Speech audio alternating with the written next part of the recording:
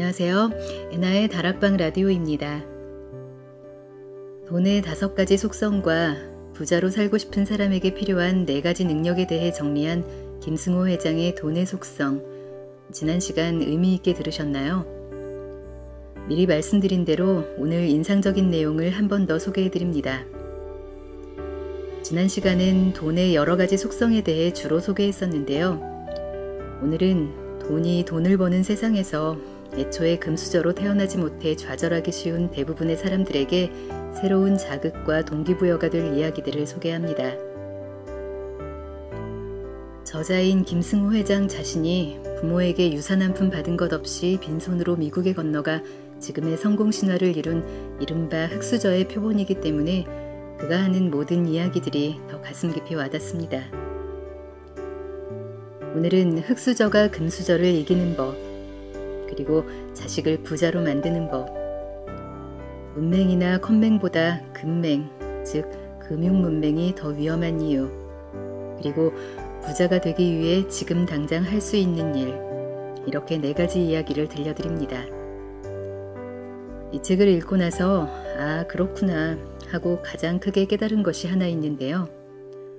살아가는데 결국 국영수보다 더 중요한 돈에 대해 가정에서건 학교에서건 제대로 교육을 받은 적이 없구나 하는 점이었습니다.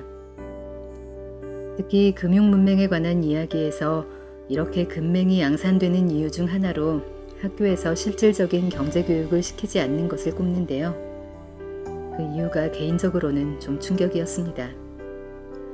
그 자세한 내용은 이따가 본문 들으시면서 확인하시고요. 오늘도 끝까지 편안하게 들어주세요.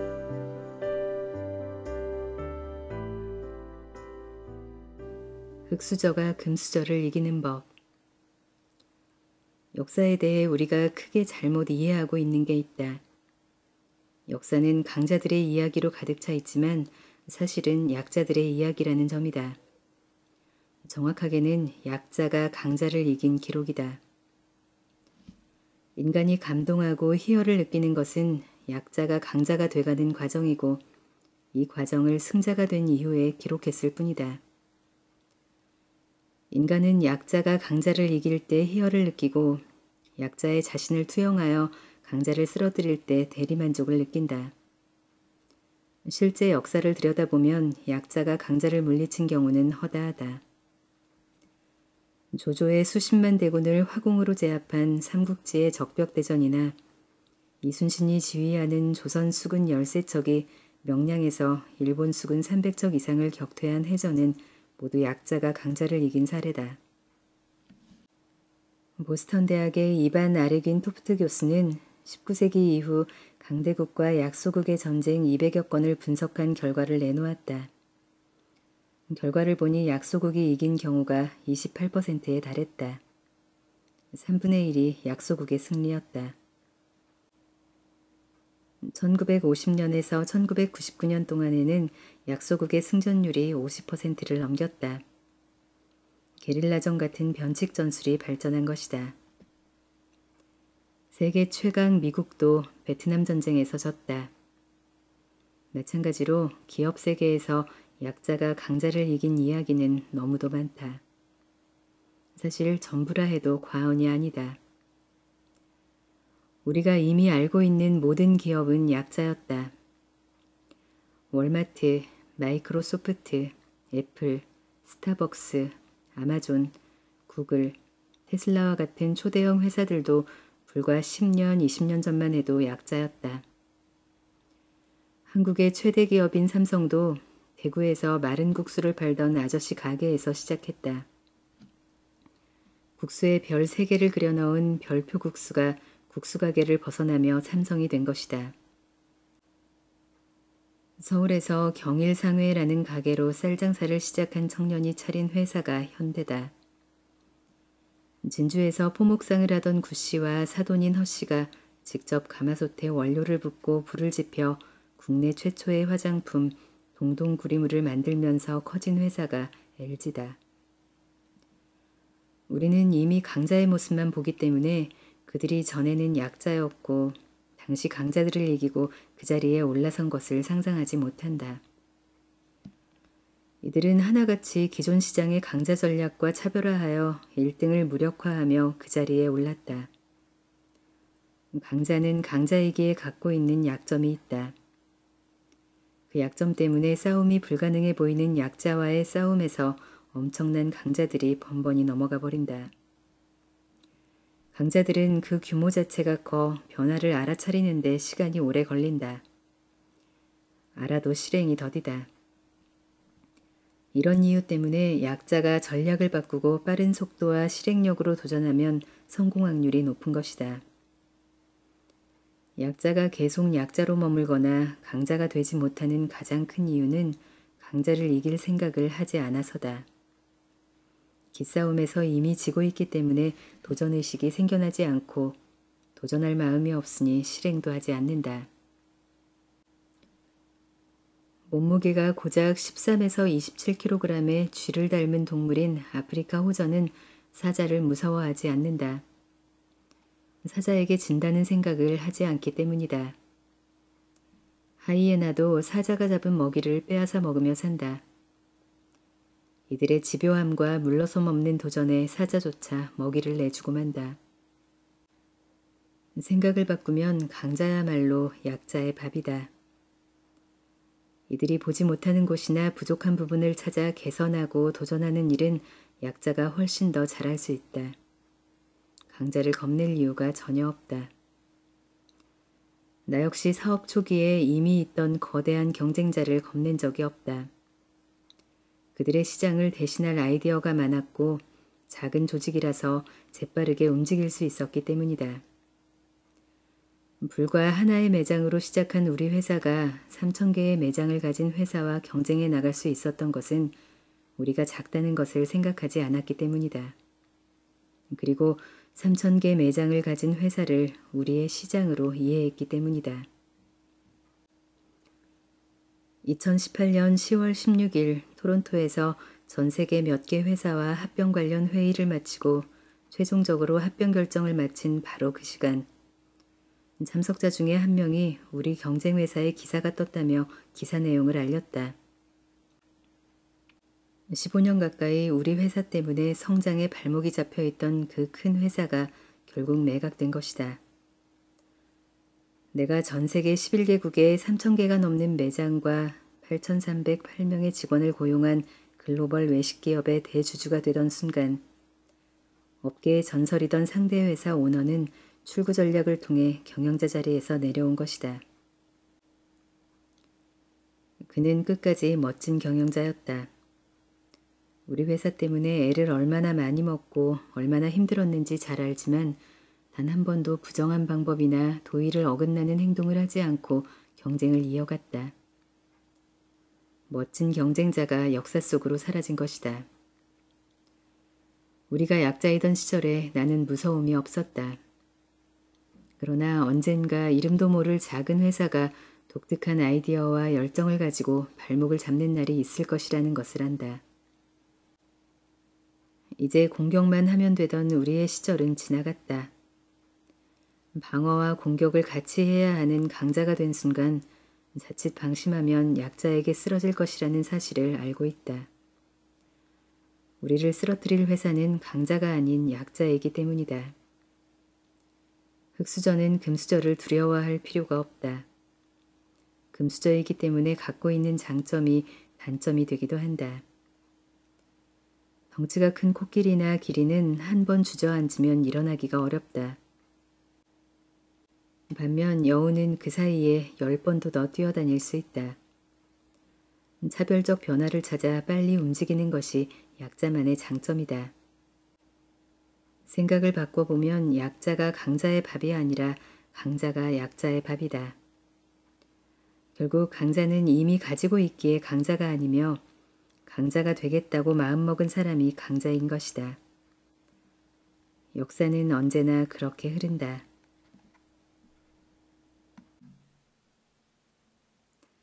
자식을 부자로 만드는 방법. 문제는 이 방법을 듣고도 대부분의 부모가 자식에게 이 방법을 전달하지 않는다는 거다. 이건 거의 확실하다. 이 비법을 전달하고 응원하는 사람이라면 본인이 이미 그렇게 하고 있기 때문이다. 최근 초중고 장래희망조사에서 아이돌, 유튜버, 건물주, 운동선수가 나오고 있다. 고학년일수록 교사, 교수, 공무원 같은 안정적인 직업이 아이들의 희망이라고 한다. 결국 이 꿈은 돈을 많이 벌거나 돈을 안정적으로 벌고 싶다는 꿈이다. 만약 자녀가 공부를 그다지 좋아하지 않고 시키지 않으면 공부를 하지 않는다면 이런 자녀를 위한 근사한 직업이 하나 있다. 이 직업은 고집이 있어야 하고 대항하고 저항하고 아니요, 싫어요를 할 수 있는 자녀에게 적합하다. 바로 기업가다. 이런 자녀들에게 이 모든 것을 할 수 있는 직업으로 기업가가 있다는 것을 알려주고 싶다.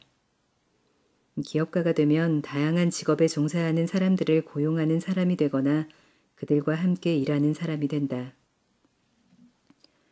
자녀에게 기업가가 되는 법을 가르치려면 어릴 때부터 증권통장을 하나 만들어주는 것이 시작이다. 중학생 정도면 아주 좋고 대학생 자녀도 좋다.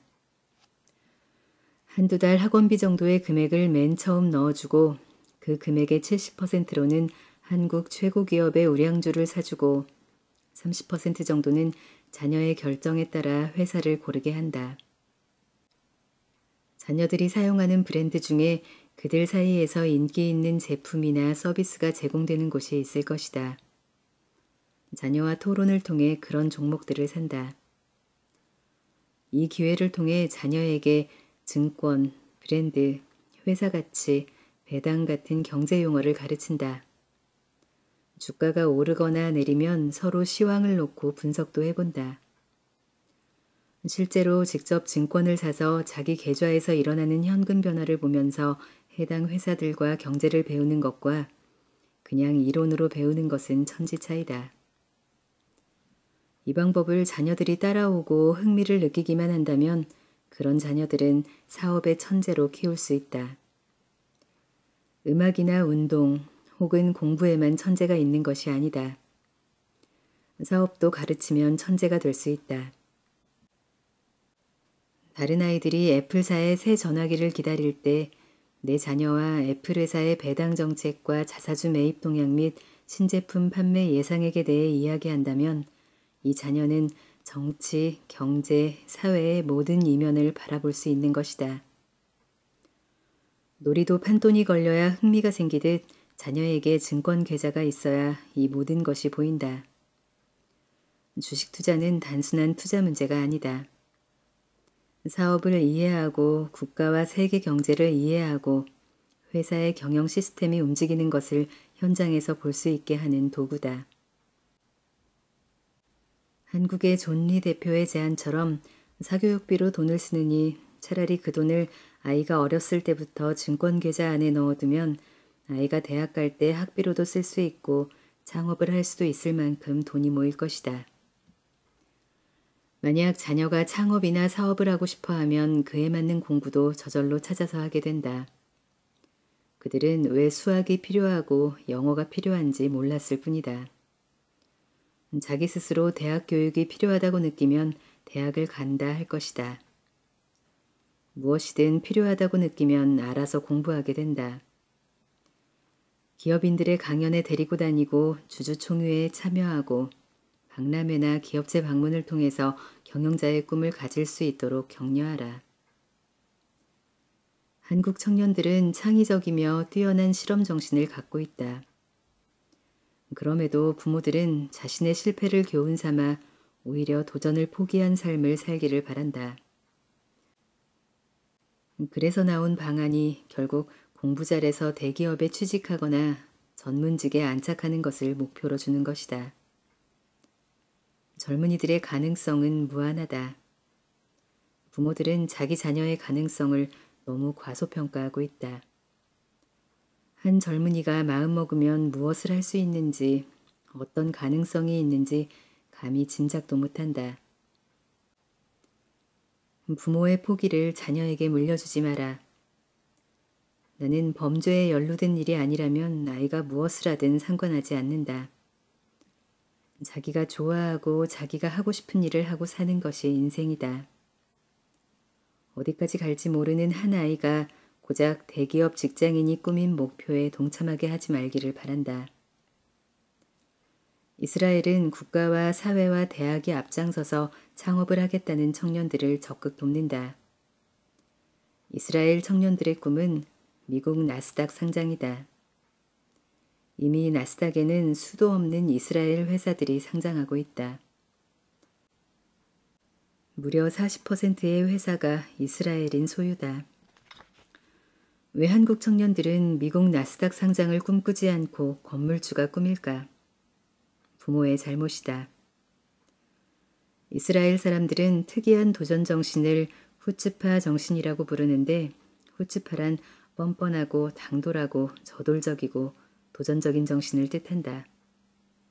당신 자녀와 딱 맞지 않는가? 집안에 뻔뻔하고 당돌하고 말 안 듣고 건방진 자녀가 한 명씩은 있을 것이다. 어려서부터 형식과 권위에 얽매이지 않고 저항하고 따진다면 이 아이가 사업가가 될 아이다. 이런 아이에게 도전과 창업을 격려하고 실패를 두려워하지 않는 문화를 만들어주지 못했기에 유능하고 창의적인 아이들이 안정적인 공무원이나 교사가 꿈이 되어버린 것이다. 자식들의 이번 생일에는 기업가라고 적힌 근사한 명함을 선물해 주기 바란다. 자녀가 명함을 가지면 단박에 어른이 된다. 사회적 생산의 한 부분을 감당하는 구성원이기 때문이다. 저축과 투자 계좌를 만들어주고 듬뿍 격려를 하는 것만으로도 한 아이는 삶의 실체적 도전 정신을 가질 수 있다. 자기가 하고 싶은 것을 하면서 살 수 있고 도전과 실패를 이어갈 수 있는 부모의 지지가 있다면 반드시 성공할 것이다. 번번이 실패해도 한 번만 성공하면 된다.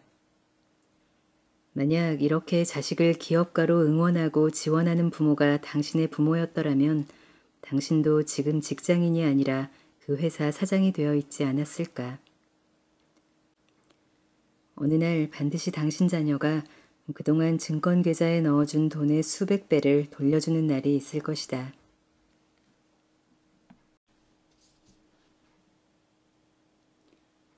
자신이 금융문맹인지 알아보는 법. 한국은행이 2018년 경제금융용어 700선이라는 책자를 발행했다. 국민에게 올바른 경제 개념을 알리고 금융 이해도를 높이려는 의도였다. 이런 용어는 실제 경제활동을 하며 사는 모든 현대인이 반드시 배워야 하는 것이다. 나는 이 교육이 고등학교 정규 과목에 편입되어야 한다고 믿는다. 예전에는 시골에 살던 노인들 중에 어떤 분들은 글을 읽지 못해 아들에게서 오는 편지를 집배원이 읽어드리곤 했다. 글을 모르는 중세시대 유럽인은 성직자가 읽어주는 성경의 해석과 가르침을 따를 수밖에 없었다. 글을 모르는 문맹은 서럽고 가난한 삶을 살게 된다. 컴퓨터 문맹도 마찬가지다. 현재 컴퓨터나 스마트폰 사용법을 모르면 그 어디에서도 일자리를 구할 수 없다. 글을 모르는 문맹이나 컴맹 외에 금융 문맹도 마찬가지다. 금융 지식은 생존에 관련된 문제다. 앨런 그린스펀은 글을 모르는 문맹은 생활을 불편하게 하지만 금융 문맹은 생존을 불가능하게 만들기 때문에 더 무섭다 라고 말하기도 했다. 금맹, 즉 금융 문맹인 사람은 자산을 지키고 늘리는 데 있어 무너진 성벽을 지키는 성주와 같은 신세다. 내 재산을 남들이 가져가려 해도 지키지도 못하고 뺏어가도 뺏어간 줄을 모른다. 자신의 성벽을 쌓아 남들로부터 재산을 보호하고 자산을 성 안에 모아두는 모든 금융활동은 이런 용어를 이해하는 데서 시작된다. 우리나라 성인의 금융 이해도를 조사해보면 OECD 평균보다 낮다. 연령 이해도를 살펴보면 30대가 가장 높고 그 다음으로 40대, 50대, 20대, 60대, 70대 순으로 나타난다. 월소득 250만 원 이하 사람들의 금융 이해도는 58점인데 반해 250만 원 이상 420만 원 이하는 63점이며 그 이상의 소득자는 66점 정도다. 20대와 60, 70대가 금융사기에 가장 취약하고 투자 위험에 많이 노출되는 것도 낮은 금융 이해력에 기인한다. 수입이 많을수록 금융 지식이 늘기도 하지만 금융 지식이 많아야 소득도 늘고 재산을 지킬 수 있기에 금융 이해력 자체가 대단한 삶의 도구라고 볼 수 있다. 남녀노소를 불문하고 금융 지식이 부족하면 잘못된 투자나 금융 결정을 하기 쉬우며 이런 결정은 결국 스스로를 신용불량자나 빈곤층으로 전락하게 해 사회 전체의 문제가 된다. 여기에 한국은행이 국민이 알면 도움이 되겠다고 생각한 용어 중에서 90여 개만 추려보았다. 이제부터 영상을 함께 보면서 다음 용어를 잘 읽어보고 내용을 이해하고 남에게 설명할 만한 것에 표시해보기 바란다. 이 중에 80% 이상을 이해하고 설명할 수 있다면 당신은 거의 완벽한 성벽을 갖춘 성주다. 만약 50에서 80% 사이라면 긍정적이나 여전히 공부를 조금 더 하고 투자를 해야 한다. 만약 아는 용어가 50개 이하고 그동안 아무런 관심이 없었다면 모든 공부를 중단하고 이 용어부터 공부해야 한다. 하루가 급하다. 성벽 밖으로 당신 돈이 매일매일 쏟아져 내리고 있다. 아무리 열심히 일하고 아무리 성실하게 보초를 서도 아무 의미 없다. 당신의 노동과 재산은 맥없이 사라져버릴 것이다. 수학을 공부하기 위해서는 사칙연산을 배우는 것이 시작이다. 사칙연산을 더 쉽게 이해하기 위해 구구단을 외운다. 영어를 배우기 위해서도 알파벳을 알아야 한다. 대문자와 소문자 모두 외워야 한다. 이것은 학문의 시작이다. 우리는 금융이나 경제를 아무에게도 배울 수 없다. 어느 나라 어느 학교에서도 실제적인 경제교육을 시키지 않는다. 이유는 간단하다. 굳이 가르칠 이유가 없어서다. 마치 예전에 노예나 노비에게 글을 가르치지 않던 이유와 같다. 글을 배우면 생각이 깊어지고 기억을 정리할 수 있고 문서가 보이기 때문에 다스리는 사람들에겐 아랫사람들이 글을 배우는 것이 달가울 리 없다. 경제 지식도 마찬가지다. 경제적 지식이 많은 사람은 자산가들의 위치를 위협한다. 온갖 투자 계약이 노출되고 주식거래나 은행거래에서 우위에 설 수 없게 된다. 그러나 나는 한국의 중산층이 두터워질수록 국가의 안전망이 확대되며 건전한 사회로 발전한다고 믿는다.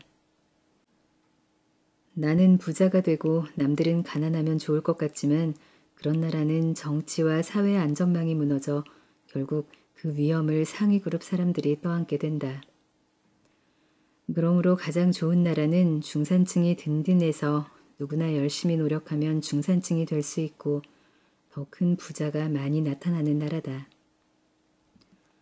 그러기 위해서 첫 번째로 해야 할 일은 고등학교 때부터 실물경제 교육을 시키고 경제 용어를 가르치는 일이다.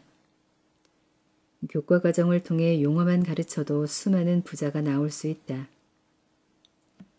현재 학교에서 배우는 것 중에 경제활동에 도움이 될 만한 교육은 회계학이 유일할 정도다. 경제학은 개인 경제생활에 전혀 도움이 되지 않는다. 경제용어만 공부해도 젊은이들이 함부로 부채를 만들지 않을 것이며 수입의 일부를 주식이나 채권에 투자하면서 기업가 정신을 배우고 재산의 형성 과정에 참여해 나가며 자긍심 가득한 존경받는 부자가 될 것이다. 나는 한국의 모든 국민이 위에 열거된 용어를 이해하는 나라가 되면 얼마나 멋질까 상상하며 웃는다. 기자들이 함부로 경제를 핑계 삼아 정치적 편향 기사를 쓰지 못하니 엉뚱하게 집을 사거나 폭락장에 바가지를 씌우지도 못할 것이다. 모든 배움의 시작은 용어 이해부터다. 금융용어를 온 국민이 이해하면 어떤 정치가도 국민을 함부로 하지 못하며 부도덕한 사업가가 설 자리는 점점 줄어들 것이다.